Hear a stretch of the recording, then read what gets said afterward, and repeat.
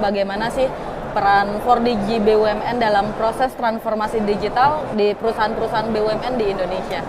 4DG BUMN sebagai organisasi yang beranggotakan para leader di bidang IT bagi BUMN tentunya melihat bahwa IT ini merupakan sesuatu yang penting dimiliki oleh setiap BUMN dan juga perusahaan. Oleh karena itu kami banyak sekali mengadakan event-event untuk bisa menaik kelaskan kualitas atau kapabilitas IT di masing-masing BUMN maupun pihak-pihak luar BUMN yang bekerja sama dengan kami. Sejauh mana penerapan solusi digital di perusahaan BUMN untuk saat ini, Pak? Selama beberapa tahun terakhir, 4DG BUMN banyak membantu BUMN untuk mengembangkan kapabilitas dan juga sistem terkait dengan IT di berbagai sektor sesuai dengan perkembangan teknologi. Sebagai contoh, yang baru-baru ini barangkali kita familiar atau berulang kali mendengar istilah Artificial Intelligence atau AI, itu juga kami banyak melakukan pelatihan-pelatihan. Jadi mudah-mudahan dengan itu kapabilitas BUMN di bidang teknologi termasuk AI ini bisa semakin meningkat juga.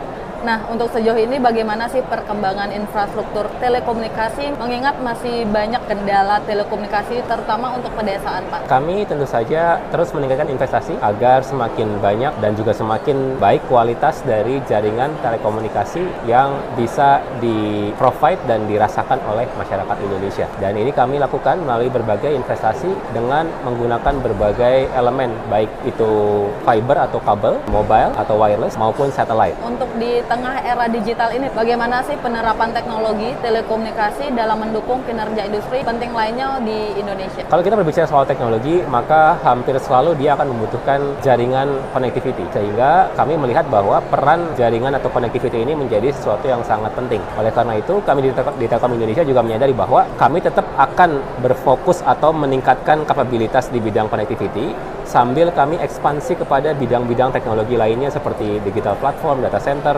AI, cloud, cyber security, dan semacamnya.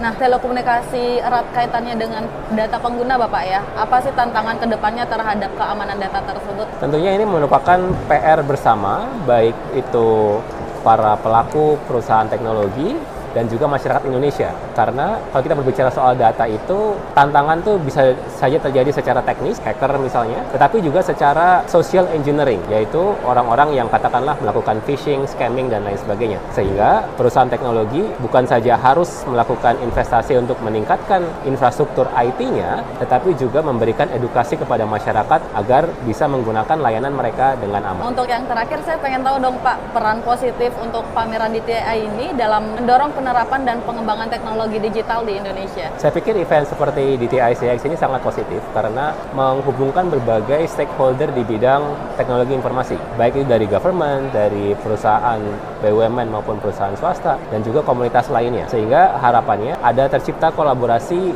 baik dari berbagai elemen tadi dan juga edukasi yang lebih menyeluruh kepada masing-masing stakeholder atau anggota dari asosiasi ataupun komunitas yang mengikuti event ini. Baik, terima kasih Bapak Fajrin atas sharing-sharingnya terkait dengan BUMN. Semoga ketemu lagi untuk GTI 2025. Sama-sama.